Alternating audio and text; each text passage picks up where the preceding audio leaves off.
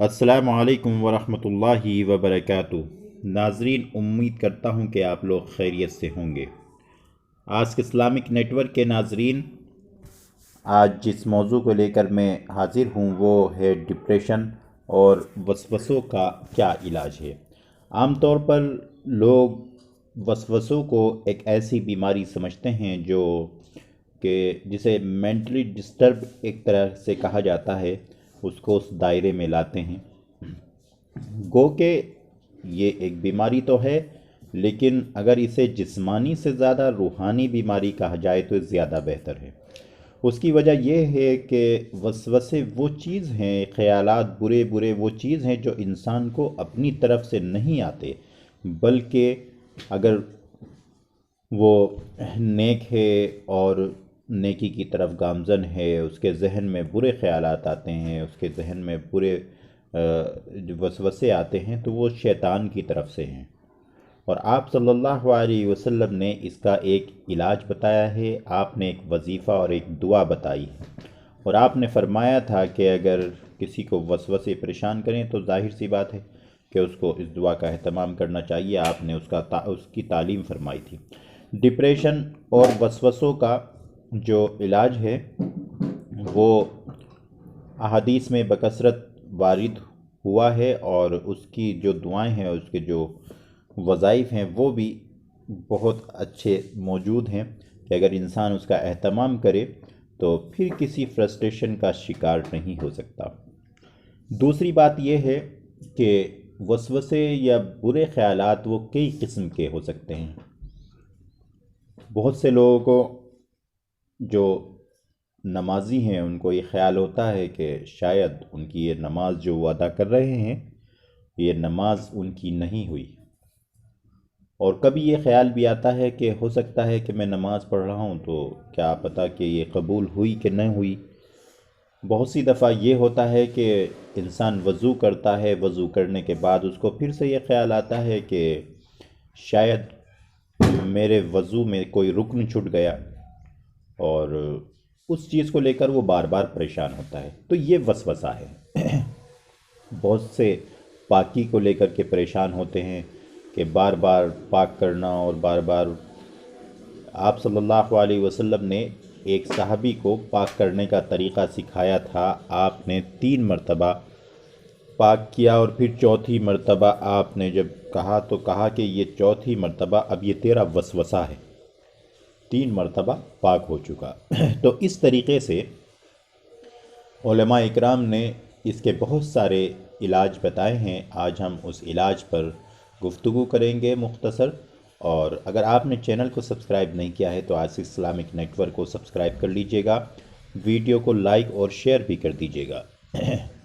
ناظرین، ڈپریشن اور وسوسہ، ان دونوں الفاظ کو ہم نے اس لیے اس میں شامل کیا ہے کہ وسوسے سے انسان کو ذہنی ڈپریشن ہوتا ہے۔ جب بھی انسان کسی وسوسے میں داخل ہوتا ہے تو اس کو ڈپریشن ہونا لازمی ہے۔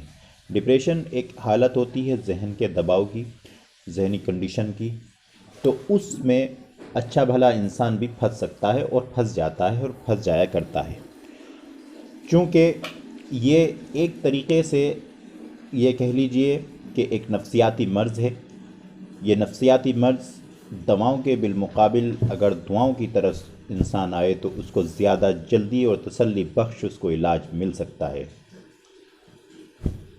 ناظرین، آپ کو ایک تجربے کا ایک واقعہ بتاتے ہیں کہ کسی یورپین کنٹریز کے اندر بہت سارے نفسیاتی مریضوں کو اکٹھا کیا گیا جو اپنے کسی ذہنی معاملے میں ملوث تھے، اور ان کو مختلف تعلیم گاہوں کی طرف بھیجا گیا۔ چند کو عیسائیوں کے ہاں بھیجا گیا، ان کے چرچ میں، اور ان سے وہاں کے جو پوپ تھے، ان کے جو مذہبی عالم تھے، انہوں نے اپنے اپنے طریقے سے ان کو جو بائبل ہے اس سے کچھ پڑھوانا چاہا اور اس کو علاج کرنا چاہا۔ اسی طریقے سے جو دوسرے مذہب کے لوگ تھے ان کو اس جگہ بھیجا گیا، لیکن جو مسلمان تھے ان کو اسلامک سینٹر بھیجا گیا۔ اسلامک سینٹر کے اندر وہاں ڈاکٹرز نے ان کو چند ایسی دوائیں نہ دے کر صرف ایک عام دوائیں دی، اور پھر ان کو تہجد کے وقت بیدار کیا گیا اور ان سے کہا گیا کہ یہ تسبیح پڑھی جائے، الا بذکر اللہ تطمئن القلوب۔ اس کا میں ترجمہ بتا دیتا ہوں کہ جان لو، خوب سمجھ لو کہ اللہ تعالیٰ کا ذکر دلوں کو اطمینان بخشتا ہے۔ یہ آیت ہے قرآن پاک کی۔ تو اس کا ورد کرایا گیا اور ایک تسبیح پڑھنے کو کہا گیا۔ تو ناظرین، ان لوگوں نے اسی طریقے سے پابندی کی، بلکہ ان کو پابندی کرائی گئی اور ان سے کہا گیا کہ آپ تہجد کے وقت بیدار ہوں اور اس وقت یہ آپ وظیفہ ضرور پڑھیں۔ تو چند ہفتے گزرے تھے جب میڈیکل ٹیسٹ کے لیے سبھی کو بھیجا گیا، تو یہ بہت بڑے حیرانی کی بات ہمارے لیے تو نہیں ہے، لیکن ان لوگوں کے لیے حیرانی کی بات تھی، کیونکہ ہمارا تو ایمان ہے کہ قرآن پاک مکمل طور پر شفا ہے، اور قرآن پاک میں مکمل طور پر ہر انسان کو شفا حاصل ہوتی ہے جو اسے شفا حاصل کرنا چاہے۔ تو دوسرے لوگ کو چند یعنی کہ 1%، 2% فائدہ ہوا، لیکن وہ مکمل طور پر فیض یاب نہیں ہو سکے اور نہ ان کو کوئی فائدہ ملا، اور باقی کی حالت تو جوں کی تو رہی۔ لیکن جو مسلم تھے اور جن کو اسلامک سینٹرز میں بھیجا گیا تھا، جب ان کا اسٹریس لیول اور جن کے ڈپریشن کا جو کیفیت تھی اس کو انہوں نے چیک کیا، تو وہ بالکل نیل ہو چکی تھی، یعنی ان کو ڈپریشن تھا ہی نہیں، اور 98% تو بالکل صحیح ہو چکے تھے، 2% صحیح ہونے کے قریب تھے۔ جن کی حالت مرض زیادہ تھا تو ظاہر سی بات ہے ان کا مرض دیر میں صحیح ہوتا۔ تو یہ اس طریقے سے ان کا علاج کیا گیا۔ تو ناظرین، ڈپریشن یا وسوسہ، جو بھی اس کا کوئی بھی نام دے لیں، تو یہ اگر وظائف کے ذریعے سے، دعاؤں کے ذریعے سے بہت جلدی صحیح ہو جایا کرتا ہے۔ آج آپ کی خدمت میں حضور پاک علیہ الصلوۃ والسلام کی تعلیم کردہ وسوسوں کی ایک دعا لے کر حاضر ہیں، اور اس کا ترجمہ بھی آپ کو بتایا جائے گا۔